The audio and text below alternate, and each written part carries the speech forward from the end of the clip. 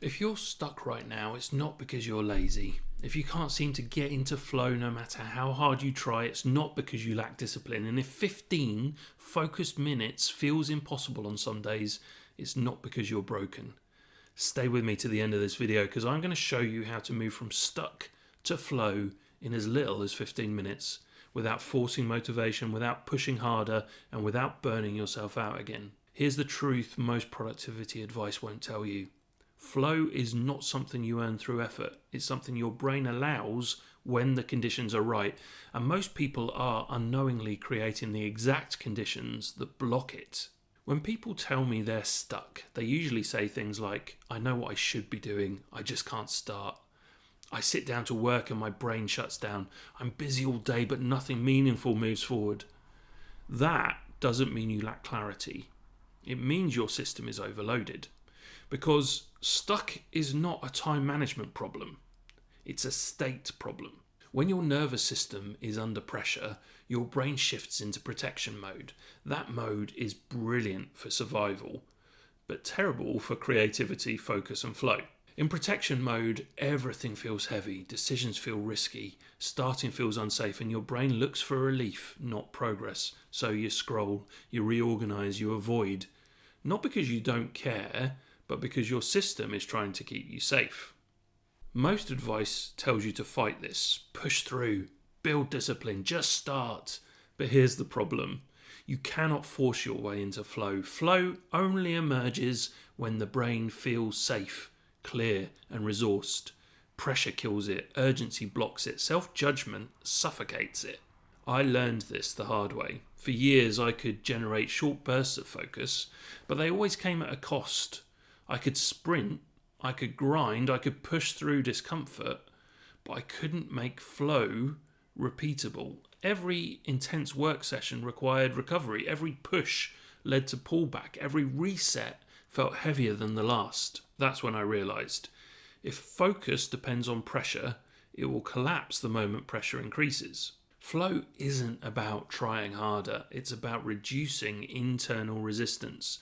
Neuroscience shows us that flow emerges when threat is low, goals feel attainable, attention is gently engaged, and the nervous system is regulated.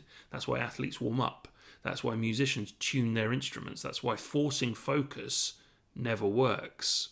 Flow is a byproduct, not a command. This insight became the foundation of the momentum reset method. Instead of asking, how do I concentrate better? We ask, what's preventing my brain from entering focus naturally? Here's something counterintuitive. You don't need hours of deep work to build momentum. You need one clean entry into flow. Because once flow starts, time stretches, resistance fades, and confidence rebuilds. 15 minutes is powerful because it feels safe to start, safe to stop, and safe to succeed. That safety is everything. Here's how the momentum reset creates flow quickly, not by hyping you up, but by lowering the internal barriers that block action. Step 1, regulate before you focus.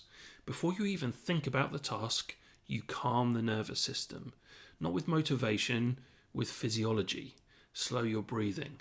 Lower internal urgency, signal safety to the brain because clarity follows regulation. It doesn't precede it. Step 2, reduce mental load. Flow can't emerge when your brain is holding too much. Open loops, unfinished tasks, unspoken expectations. You don't need to solve them, you need to contain them. Write them down, park them somewhere safe. Tell your brain, this is handled. That alone frees cognitive bandwidth. Step 3, define a safe starting point. Most people fail to start because they start way too big. Instead of, I'm going to work on the project, you define the smallest, least threatening next action, something you can do even on a low energy day. That's how entry resistance disappears. Step 4, create a gentle container. Set a 15-minute window, not to finish, not to be perfect, just to engage. Give yourself permission to stop when the timer ends. Ironically, that permission makes continuation easier. This is how flow begins, not with force, but with permission. When this works, and it does, you'll notice something subtle. The task stops feeling heavy. Time starts passing faster. Your thinking becomes clearer. You're no longer dragging yourself forward. You're being pulled. That's flow. And the real magic? Even if you stop after 15 minutes, your brain now associates the task with safety, not threat. That makes re-entry easier next time. This is how momentum becomes repeatable, not because you're disciplined, but because your brain trusts the process. Over time, something deeper changes. You stop identifying as inconsistent, scattered, behind, and start seeing yourself as someone who can enter focus intentionally, knows how to reset state, doesn't rely on pressure. That confidence is calm, quiet, stable, and it carries into everything else you do. Here's your invitation. Today, don't try to be productive. Try to create conditions for flow. Regulate first. Reduce mental load. Start smaller than feels necessary. Work for 15 minutes, then reassess. That's it. You're not stuck because you lack effort. You're stuck because your system is overloaded. Flow isn't something you chase. It's something you allow. And once you know how to access it safely, you can return to it again and again. If this resonated, I would love for you to subscribe to the channel for more content on building momentum without burnout. And if you want to go deeper, the Momentum Reset Method walks you through this step by step. There's a link in the description. There's no hustle, no pressure, just progress that lasts.